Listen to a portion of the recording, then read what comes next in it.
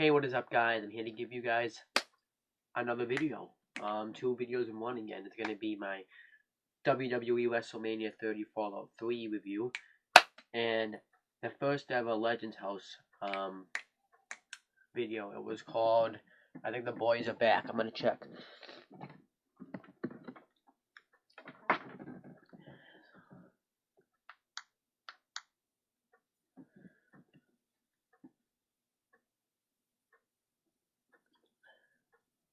Yep, the boys are back. That was the name of the episode, and I'll cover that. But let me cover WrestleMania Fallout because 30 Fallout 3 because it doesn't take that long to cover. What ends up happening is they show the Andre the Giant Battle Royal, Cesaro winning, of course. But before that, Sheamus got interviewed and he talked about how he was disappointed, because he really wanted to win this battle royal and make history. Because when you go on the win every night, you wanna make history.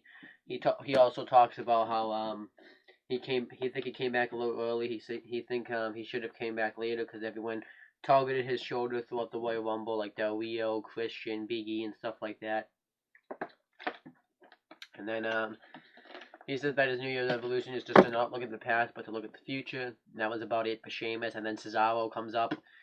He talks about how trying to remember. Oh, he talks about how he won the Battle Royal, and how he respects every opponent that he meets in the ring, but he knows he's better than all of them, because he was referring to when Big Show shook his hand afterwards.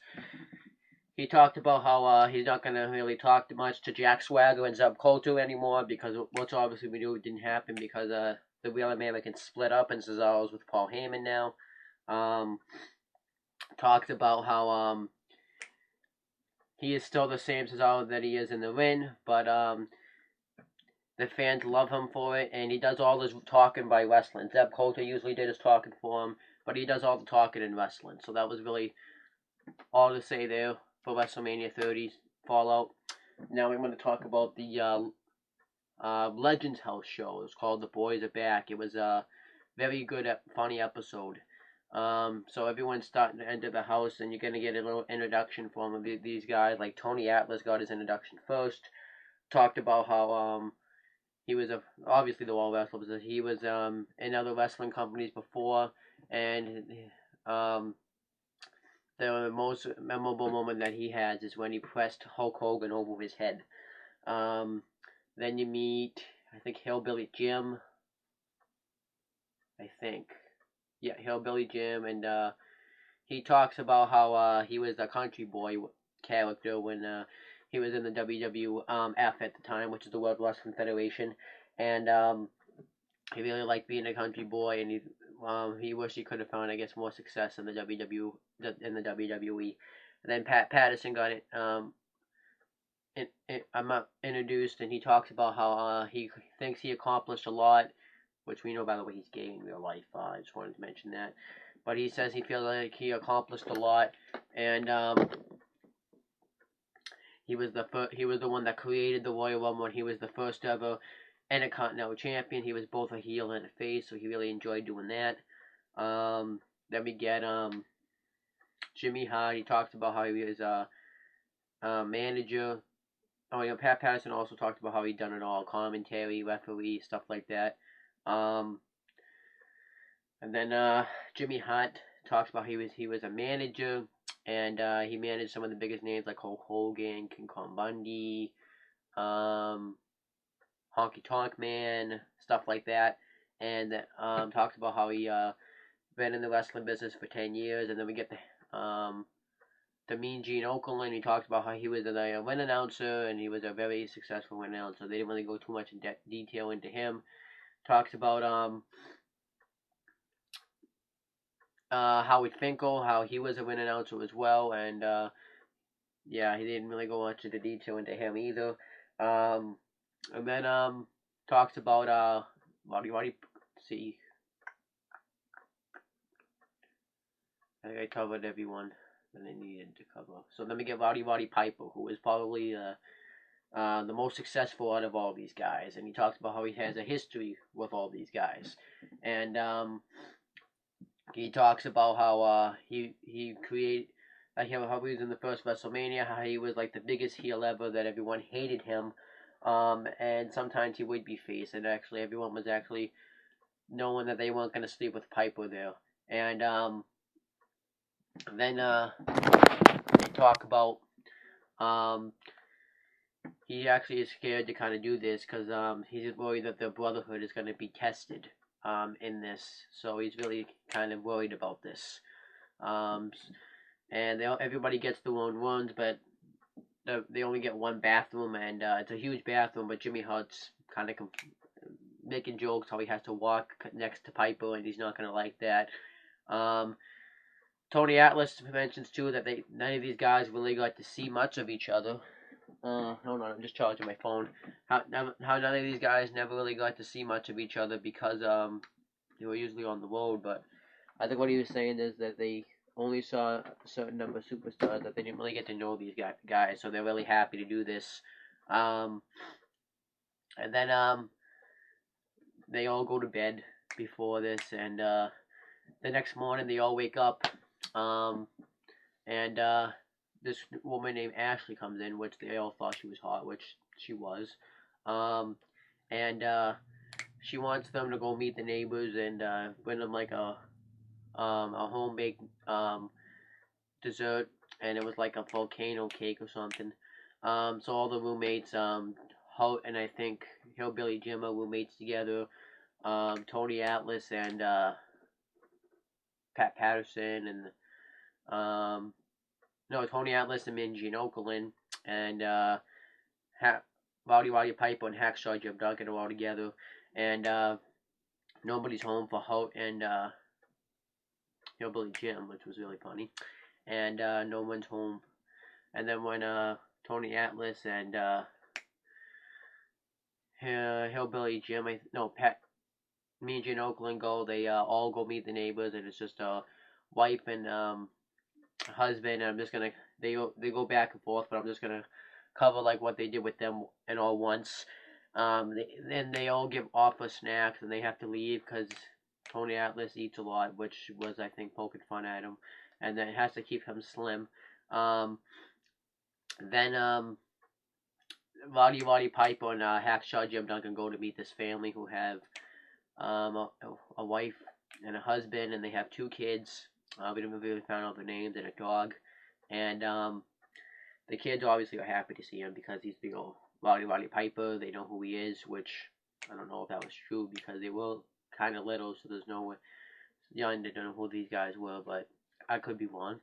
And they wanted him to do some wrestling moves to him, and he clubs Duggan in the back of the head. There's one kid that was shy, so he goes to meet him, and they all met the neighbors, and they were happy to do that. So then the next morning, Roddy Piper's trying to, this was actually really funny, is trying to get the blender to work. And he can't get it to work, and Duggan is actually enjoying this, and everyone is enjoying this. And he is very happy to do this.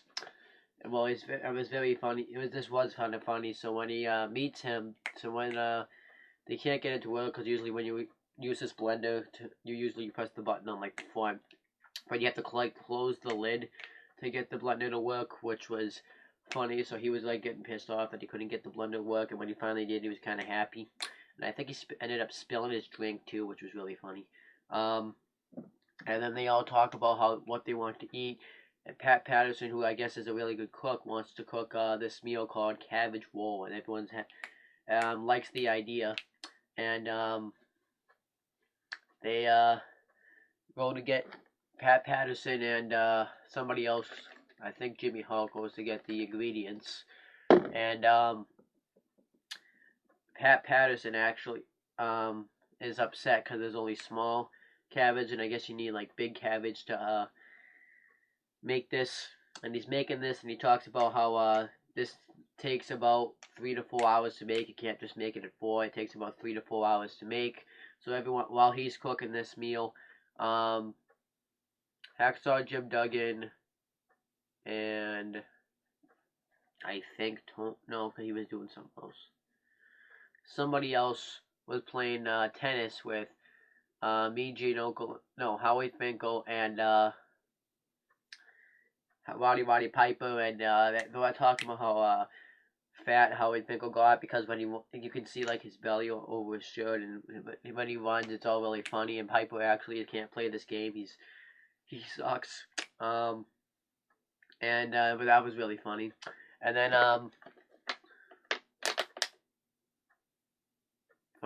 and then Pat Patterson gets upset because the cabbage is too small to make his meal, so he just gives up on it in general. So Roddy Piper has to have peanut butter with English muffin on it, which I actually like. It actually is a pretty good meal. I like those I like toast with peanut butter on it better, and something else with peanut butter on it. But yeah, and then they all sit out and talk about the first Wrestlemania and how successful it was. We all know how it went down, and then and then we meet Gary Busick, I think his name was, and I guess he was a big actor. Played the voice of Saints Row 2, and he was doing yoga, and they all know he has like Tourette's because there's something wrong with him, because he would like say weird things when he was doing this, like when he would do like the geese, he would honk and stuff, and then they all sit down and eat dinner, and they're all talking about what it's like to be on the road and stuff, and not to really see your family that much, and how you can't really see like each other, and then Tony Atlas is talking about how he gets to see his kids. Well, how like he does all these charity work for himself, for like the other kids, but he doesn't really have time to do much at home. And Hacksaw Jim Duggan's like, well, I think the kids come first, because I want to worry about my kids before I want to worry about any other kids. Like,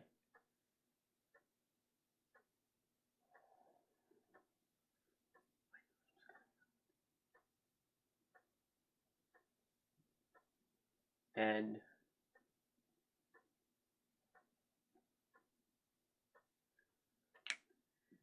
he ends up getting kind of pissed off, and they knew it, but they didn't really like get into an argument. They just kind of were like in silence, kind of. And what ends up happening later on, this was like the end of the show, is they're all sitting down drinking, and Piper, who quit drinking and doing drugs, and when he sees other people do it, he feels the need to do it, but he doesn't want to do it, and